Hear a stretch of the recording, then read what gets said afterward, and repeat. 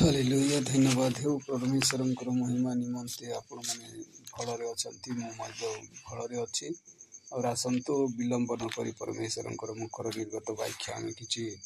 शिकिबा हृदय रखिबा प्रिय माने किंतु आमे काले काले अनेक भ्रांत रे पड़ी थाउ अनेक अनेक अन्य पथरे पड़ी कि आमर आत्मा बर्बाद करि माँ बापांकर कथा को मध्य मानि न थाउ कि स्वामीर कथा को मध्य कि स्त्रीर कथा मध्य न मानि अनेक पद्मभ्रष्ट होई थाउ तेणुक आसतु आमे किछि वाक्य देखिबा जे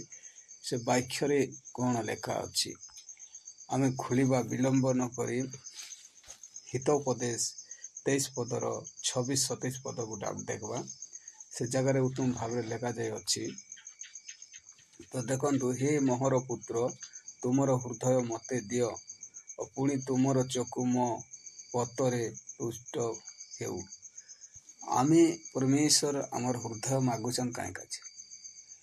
आमर हृदय यौवन अवस्थारू सावधान हेथिबार आवश्यक अटे आमे केबे भी इपटे सेपटे नहीं हेबार आवश्यक अटे। तो तेणुक परमेश्वरंकर वाक्य आम को साफा साफा कहे जे परमेश्वर आमान को हृदय मागुचंती जे तमर हृदय मते दियो आमे 27 पद देखबा कारण बेश्य गभीर गात और पुणी पर स्त्री संकीर्ण कप अटे आमे बेश्य माने बेश्या लोक माने सेटा गोटे संकीर्ण कप अटे पर स्त्री गभीर गात केड़े बड़ गात कि काना किछि लेखा जाए ना गभीर गात से माने अनेक अवस्था रे नहीं पकई जाए स्त्री हो पुरुष हो लोक मान के असुविधा रे पकई दिए तेणुक आमे जानबार कथा जे आमर यौवन अवस्था रे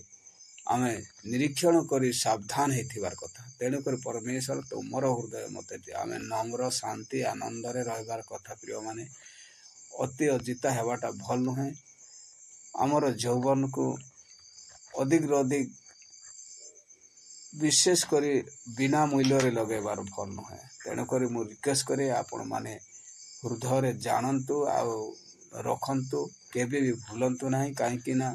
वृथा रे आमर मूल्य ढली जाए तेणुक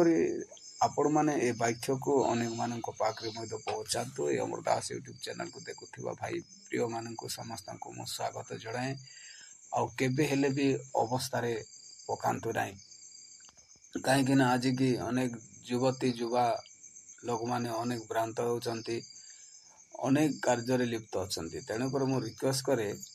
प्रभुंकर लोक माने हो बाकी हिंदू भाई माने भी हो सावधान रे रुहंतु और आपण माने परमेश्वर को आगे आगे रखी तांकर पाद चिन्ह दे चलंतु बोली मोर विशेष धन्यवाद प्रभु आशीर्वाद करंतु एई पढ़ित वाक्य दे आपण मन देखिथिबारु धन्यवाद एतिक ठार रखुअछि प्रिय बंधु आगामी दिन रे मैं पुनर्बार अन्य वाक्य आनिबी परमेश्वरंकर मुखरु आमे सुनिबा धन्यवाद रहिली प्रेज द लॉर्ड।